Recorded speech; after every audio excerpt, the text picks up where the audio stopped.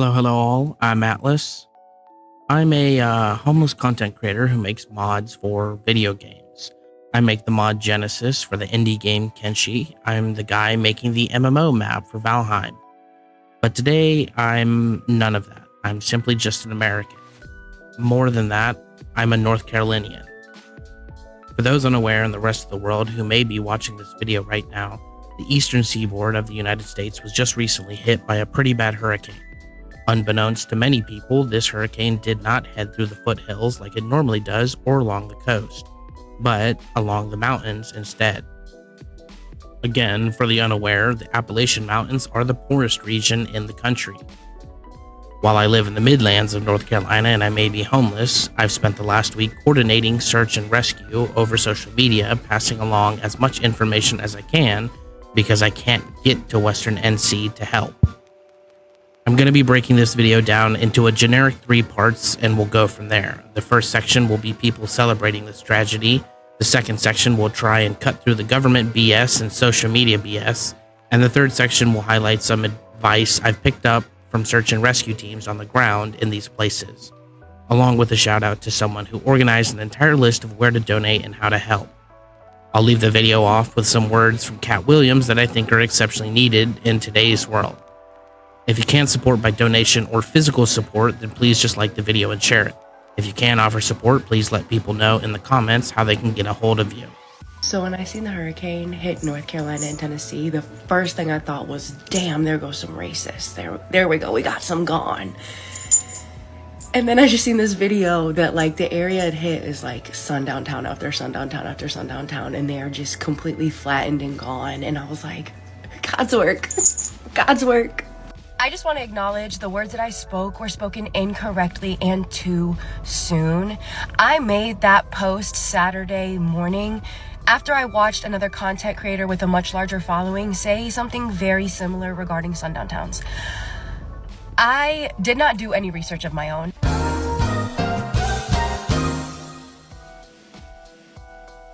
I stopped the video right there just because that simply needed to be the end of the video, and I'm sure that people would have moved on. Hey, I'm sorry, I fucked up. I did no research. Haha. I'm a dumbass. Let's move on. However, she decided to play the victim and double down.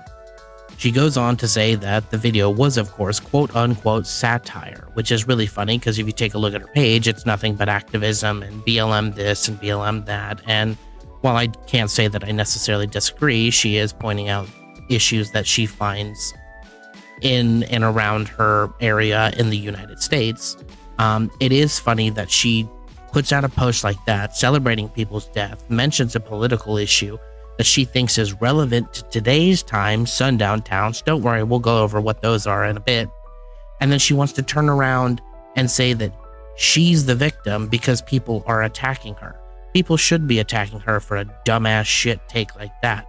However, they should not be threatening her. And I will say that with a full authority. So I've been seeing clips left and right of people who are trapped in their houses during this hurricane, right? Bitching and moaning, showing pictures of their dogs and their kids standing on boxes while the water level rises in their house. And at first glance, you're like, oh my God, this is terrible. This is awful. I feel so bad for these people. And then you realize that there was a mandatory evacuation order for all of these people. They were warned by the state government and local governments. They said, hey, this hurricane's gonna be real bad. The water level's gonna rise. The transformers and power lines are gonna go out. The water's gonna become electrocuted. It is not safe. You guys need to get out of here. And these people stayed because they vote Republican? How the fuck has a natural disaster become politicized? How fucking broken is your brain to the point that you're not going to believe your state and local governments and go, actually, I think I'm going to tank this one out? I don't feel bad for you. I don't feel bad for, and the only people, not even people, I guess the only things that I feel bad for who are trapped in this hurricane are the fucking dogs, okay? Because if they were able to make a choice, if they were fucking warned, I'm sure they would have evacuated. Because unironically, fucking dogs are smarter than you. So I see that a lot of people have been pissed off about my take on the hurricane, so I thought I'd just come on here and fucking double down Yeah, no, seriously, I'm gonna double down here. I said it in the comments, you know, if you're homeless, you can't afford to leave, you're disabled, that's one fucking thing. That's a completely different story. But I do not pity a single fucking person that had the money, had the ability, had the gas, had the car, and was capable of fucking evacuating from this hurricane and still didn't. You're not gonna get my fucking pity. And people are gonna say like, oh, it was expensive to get the gas and the food. You know what's more expensive? Restarting your entire fucking life. You know what's more expensive? A funeral. Those are all more expensive. Losing your life is not worth it when it comes to like, oh, I'm gonna fight back this fucking hurricane. I'm gonna protect my house. I'm doubling down. Swear to God, if you had the ability to get out, and this goes for fucking Katrina too. This goes for Hurricane Sandy, okay? If you have the ability to escape before natural disasters and you choose to stay, you're not gonna get my fucking pity. It's not gonna happen. Hi, how are you? It's Chris Valenti here yet again. I wanted to come on here to clarify and apologize because you are all right. I'm a fucking asshole, and I did say some fucked up shit in that video. And you know what the thing is though? I posted that video right after I watched this fucking video of some woman with a generator running while there was like 4 fucking feet of water standing on a box. And then the same fucking woman got on a boat and was like, "Oh, my neighbor drowned." I was emotional. Still, shouldn't have posted the video. Regardless, I do want to just cover a couple of things. My video was posted before that hurricane moved any further inland to places like Appalachia or North Carolina, all those places that were fucking devastated and only had like an hour. It's funny that Chris says that because that video, as of editing, was 10/5/2024. So 4 days before his apology, or 5 days before the original video would have been, 10/5. It would have been 10/1 or 10/30, meaning that the hurricane had already hit Tennessee by that point. Chris is a goddamn liar. That was terrible, but again, no excuse for my actions. My actions were dog shit, shouldn't have been so heartless. I do apologize to all of you. You could hate me, you could love me, doesn't change fucking thing. Have a good day. Last night I was thinking this. I was looking up these places, right, that this Hurricane Helene hit. Majority of them are like places that we not there. That's not for us. This is a white party only.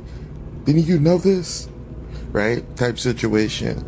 And even though it's tragic, people are losing their houses, businesses, everything, right?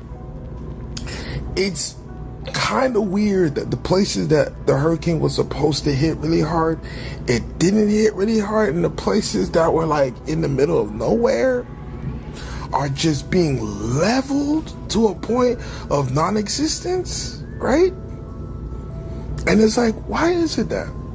Why is it that these towns that are not diverse at all getting destroyed, and the cities that are diverse are getting flooding, but not too bad, right? Make it make sense, because it doesn't make sense to me. But also as well, they say that the hurricane is the spirit of a black woman that were necessarily enough thrown over the boats during slavery. So, you know what I'm saying? I don't know. I mean, you know what I'm saying? You tell me. Because to me, what it looks like is karma. It might be karma. It might be. Or it's just a happy coincidence that these sundown towns got devastated by this hurricane. I don't know. You tell me. Like, share, comment. Did y'all hear about them sundown towns that just got swept away in the hurricane? Well, I bet y'all didn't know. Oh, you did? Okay, good. I think it goes without saying that all of these people shouldn't be harassed. I don't know that they need any more backlash than they already received. Many have already deleted their videos. So for anyone who doesn't understand basically what happened, long story short, on the screen right now, you can see that hurricane started here 10 p.m. Wednesday, was expected to make landfall up in Georgia and northern Florida 7 p.m. Thursday. By 7 a.m. Friday, they expected it to start curving to the left. It didn't. It actually rode the mountains all the way across and then headed left and then came back around with more, tropical force winds. So it basically rode the Appalachian Mountains all the way up there. Now, for anyone who doesn't understand, This is 2024 September, or 2024 September 26th. 68 degrees high, 64 degrees low. They were expecting 3 inches of rain, moderate or heavy rain shower, with a wind of 9 miles an hour. The people in the mountains were not prepared for the hurricane. They got an evacuation order barely an hour before, if that. Again, they didn't know the hurricane was coming until it was too late. They already expected it to be on the Tennessee side of the mountains, but it didn't. It rode the mountain range, the mountaintops, all the way up, and then went into Tennessee, and then came back around. Now, for anyone who's like, sundown town, sundown town, sundown town, sundown town, I want you to understand what you're saying. You're not celebrating the Republicans and you know, the racist and this and that and this, because I want you to understand something.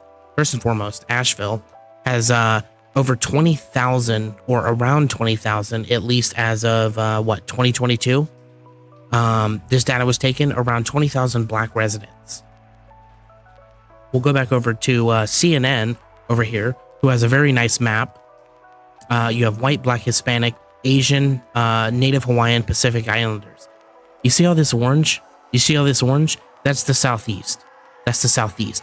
Atlanta, primarily black. Many of these cities over here in North Carolina, many regions in North Carolina and Virginia are primarily black. This road from here all the way up into the mountains and then across into Tennessee. And I'll tell you where the sundown town thing comes from. First and foremost, I guess let's describe what a sundown town is, right? So I have the Wikipedia page here. Sundown towns, also known as sunset towns, gray towns, or sundowner towns, were all white municipalities or neighborhoods in the United States. They were towns which practiced a form of racial segregation by excluding non-whites via some combination of discriminatory local laws, intimidation, or violence. They were most prevalent before the 1950s. Where did this topic even come from? If I recall correctly, it started in July 9th, 2023. Somebody posted something on Twitter. I don't have it right here. This map is what everybody shares around on social media. Sundown town, sundown town, sundown town, sundown town. I just want to zoom in real quick. Let's get close. Let's get close. I want you to see this. So this is the map of all the sundown towns in North America. What used to be, maybe. Where did this data come from? Nobody knows. So let's go with Shirley. Let's assume that Shirley is completely right. That's so weird. That's insane. So assuming that this information is accurate, it's not. Anytime you search on social media, you can actually find people who used to live in well-known historic sundown towns talking about how they're not on this map. This data hasn't been updated. It hasn't been filtered and it hasn't been sorted. But it is weird to see that the East Coast, out of all places, has the least amount of sundown towns. The West Coast is filled with them. Comparatively, the entirety of the East Coast doesn't even have as many as fucking California. Which, if you want to, and it's an insult to all of American history, right? You want to remember the terrible tragedies. You want to highlight how far we've come. You want to celebrate the diversity of the country. But you can't even be accurate, because most of these places, according to residents of these places, have never historically been. In fact, many of the stories that are linked to these have been debunked across the internet. You Google a town. Don't worry, I'll put this in the description. You Google a town, you look for the story, and then you go through, you find it on Reddit, and then you find somebody with an article that they wrote in a newspaper or a newspaper article. Debunk, debunk, debunk, debunk, debunk. Maybe. Nobody has any real proof. This map is just a generalization of stories that people have told about areas. Even so, you look at this, how the fuck are you going to blame the Eastern Seaboard? And hold on, I have it. Here we go.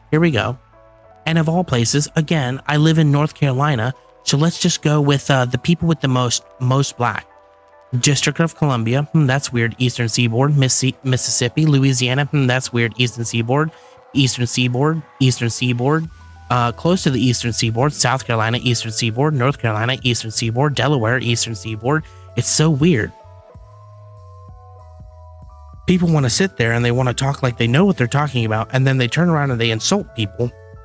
Ironically, the largest black community in all of America is on the eastern. I say black community like it's one homogenous community. It's not. It's many, many, many communities, but where the largest black population in America is, and they turn around and they're insulting these people by celebrating the fact that, guess what? This is where primarily almost all of them live. And then you have, Chicago, which would be considered Midwest.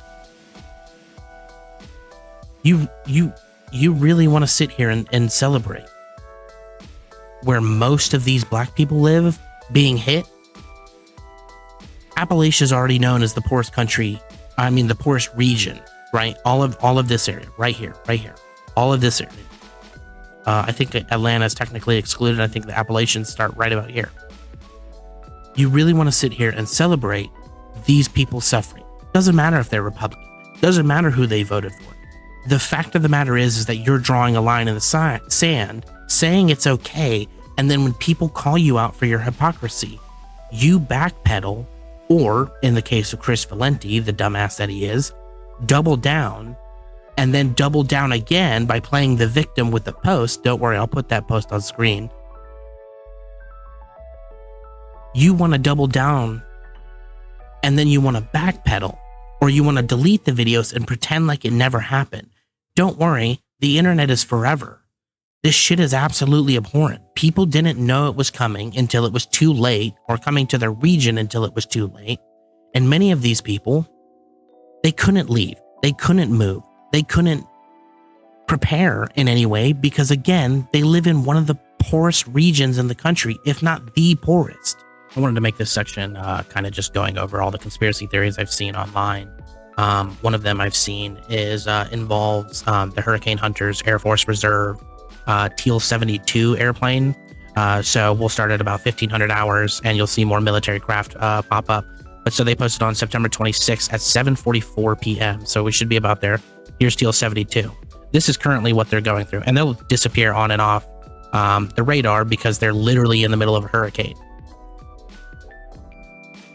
I just think it's insane that people are over here and they're talking about weather seeding. First and foremost, why the fuck would you seed a hurricane? I think this is insane. Let me start that clip back over.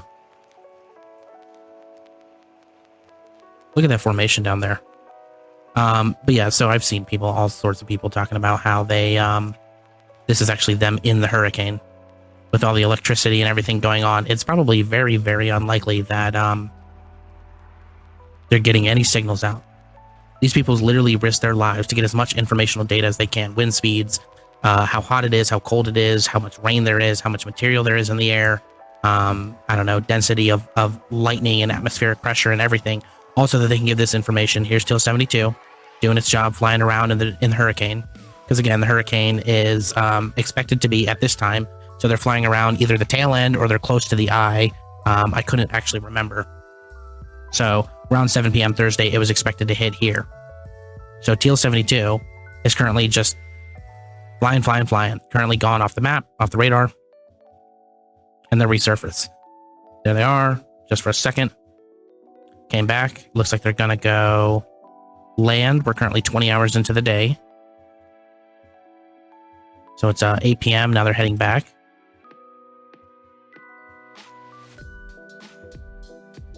Looks like they're low on fuel and they're going to go land.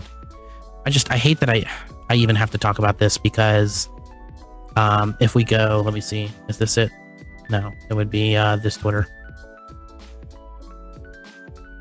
And what is Teal 72 up to? Cloud seeding, perhaps? No, dumbass. 54 minutes ago, they're doing exactly what they're supposed to be doing. They're going in to track the hurricane, get as much information as they can. So this is Mark Honeycutt, 125,000 subscribers. And what he's going to say here is he's going to walk up to somebody who's currently working. This is Chimney Rock. For anybody wondering, this is Chimney Rock. And he walked up there because he wanted answers. He was basically just going to be like, hey, you know, what's going on? He was actually told to leave, but he knows somebody there. I think it's another content creator. And I'll let this section play out. Looks like for you guys.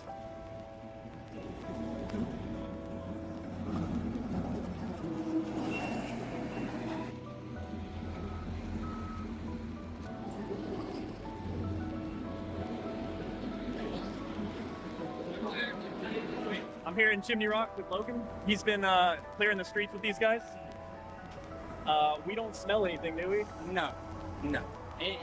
If the smell that was here was more than likely the 50-something propane tanks they took out on the river. Propane got pretty bad smell. There's not bodies in the road, no. Yeah. There's no looting? No looting. No. You can't even get in here. No, if you look around, there's definitely not people getting all their guns either. There's more police and military in here than there is workers or people live here, to be honest with you. It's really just a lot of chaos. Everything's ruined. There's a lot more positive than negative going on right now. Besides the, everything that happened. So I think because people can't see what's going on in here, someone just created some crazy story and put it out there and it went viral. Most definitely. Yeah. Most definitely. It's sad what happened and everything, but we're getting it. We're fixing it. And to the extent what, they said, that's very far-fetched. Very far-fetched. And I walked all the way down here to find out what it looked like down here, and it's just destruction like it is everywhere else. There's nothing crazy going on here. So thanks for doing this cleanup. Yeah, of course. I appreciate it, and thanks for answering. Yes. I made the mistake of not turning on my microphone while I was recording this, but I pulled up this news article by Queen City News because I thought it was funny. So if you guys don't know, this is Chris Melton. You can find his name here. He's the guy who threatened to arrest the helicopter pilot who was going in to save the old couple. This interview in the bottom right is one that Queen City News did with their city manager or whatever. And she said that Chris was unavailable for the day. Right now, you can see the door opening. I'll give you guys a guess of who appears.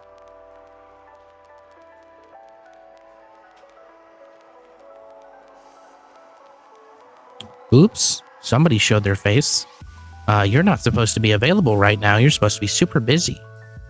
Hi, Chris. Is that you, Chris? So the woman here is Mama Cecil. She posted this 3 days ago. I want to highlight what she's saying because I think it's very important for people to realize that. I'll play it here in a second. I think a lot of people just are uncertain. I think that even the people on the ground, the people that are supposed to be helping, the military, the FEMA, etc., government agents, I think they're uncertain of what's going on, so people are relaying information that they're hearing, and maybe it's not all correct. Maybe people don't know. So anyways, let me play this video.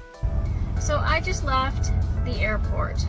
We picked up a flight of pediatric medical supplies that were brought in and are going to North Asheville. We were sitting in the private portion of the airport and we got to overhear an awful lot.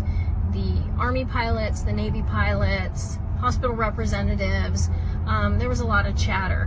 While we were there, a private jet landed and 4 FEMA representatives got off. Four people off of a private jet. Come to find out, and you're not going to hear this, so let me tell you. Come to find out, Mission Hospital was told, a private hospital, that they are going to go ahead and be the morgue center for body recovery. All of the Army Chinook helicopters you're seeing flying overhead, they are doing body recovery.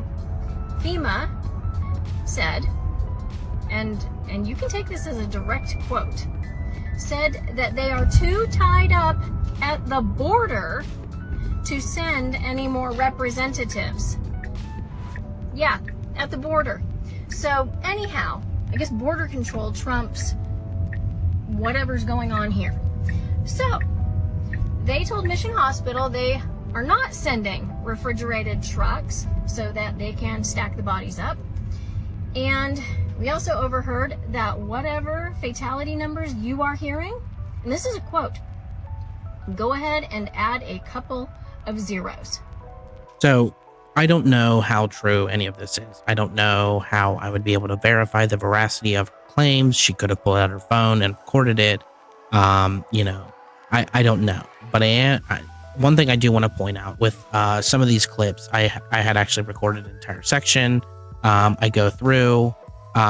This lady is talking about how she can't get FEMA assistance because I actually didn't even play the entire video, so I don't remember it.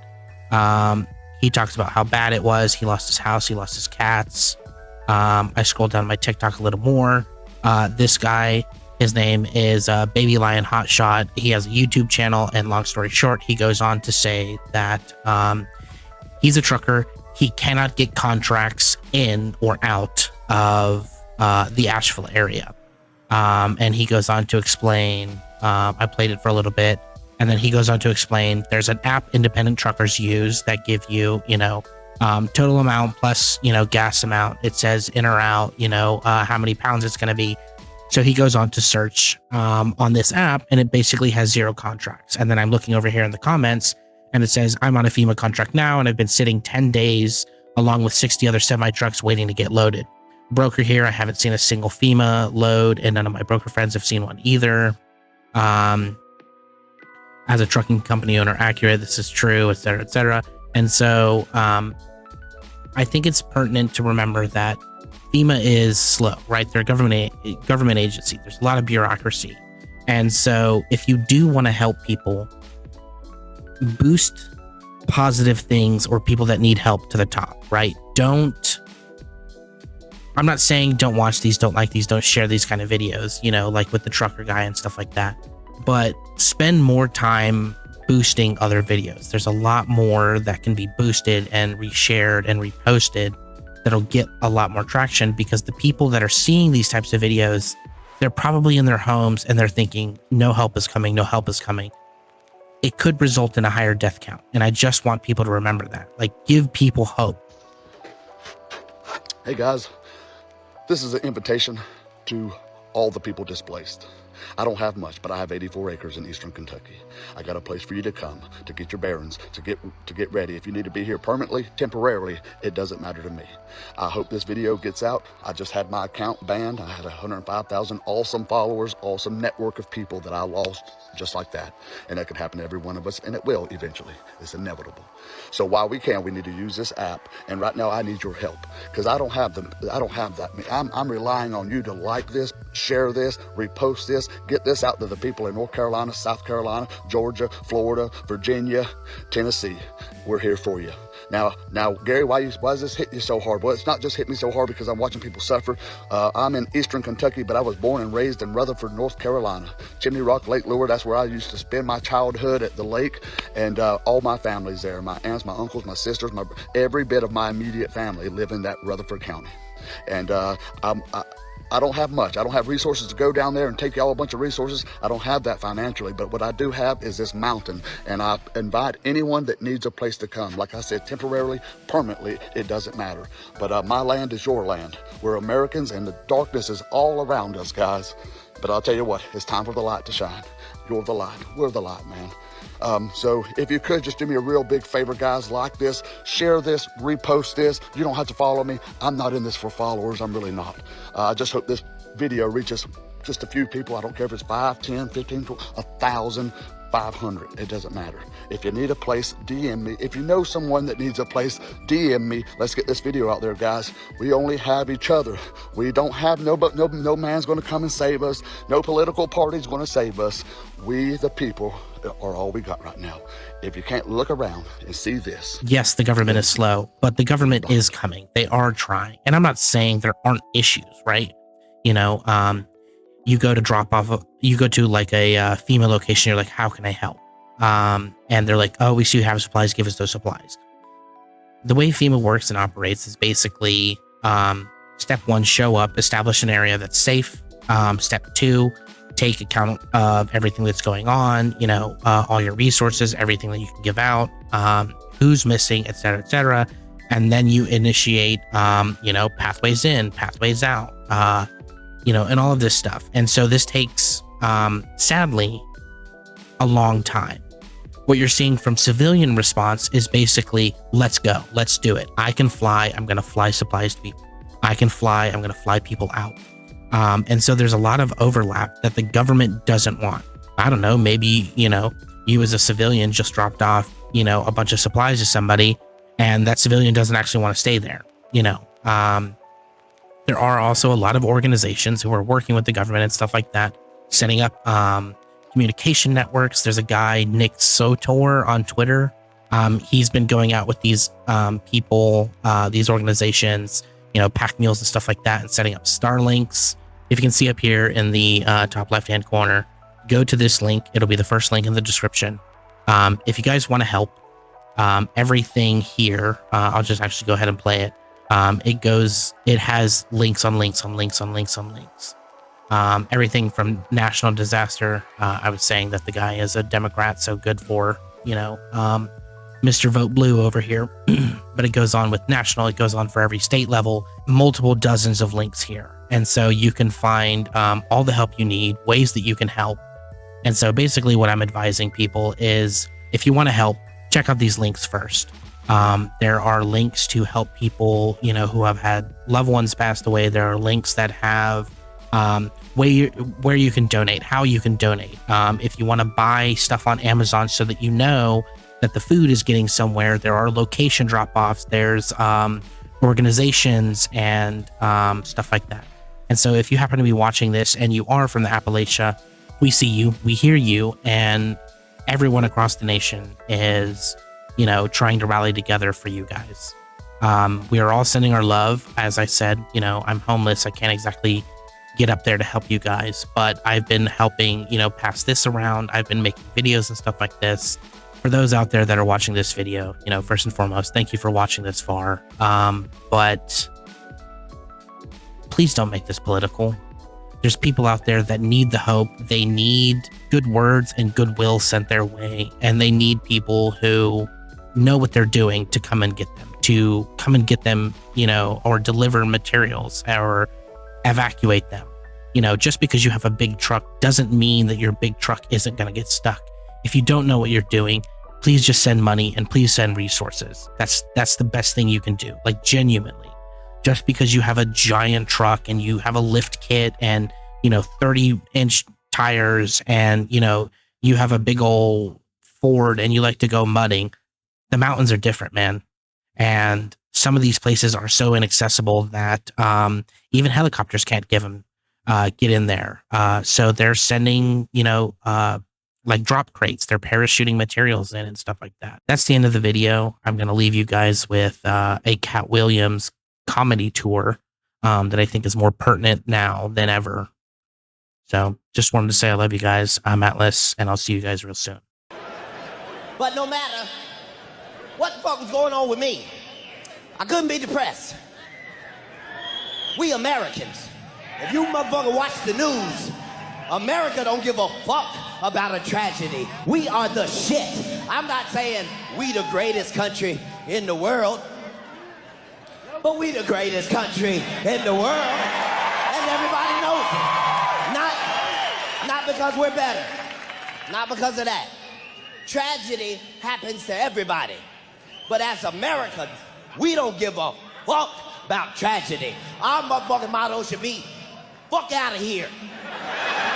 As soon as we get a tragedy, we fuck out of here. That's our shit. Fuck out of here. That's so proud of America. First time we saw it was the Oklahoma City tornado. I ain't never seen no shit like that. That changed my motherfucking life. I don't give a fuck what's going on at your house. Nothing is worse than getting to your house and your house is not there anymore. Your GPS keeps saying, you are here.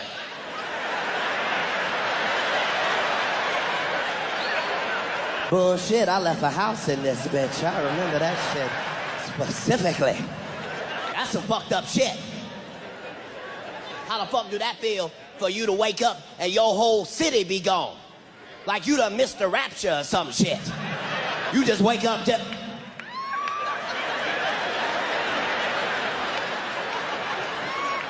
Jesus, you couldn't have woke a nigga up?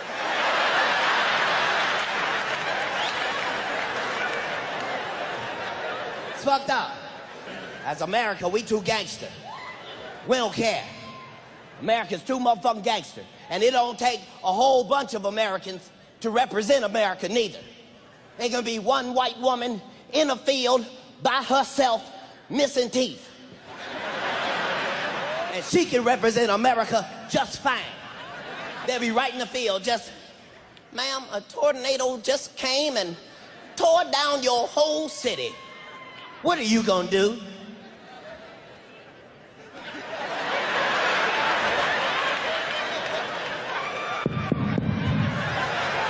We're gonna fucking rebuild. I was goddamn born here, and I'm gonna goddamn die here. Some American shit. Why is America that strong? Because of all of us that's in the room tonight. Not because white people are better or Hispanics are better, because blacks are better. No, nobody. We all are the same. That's what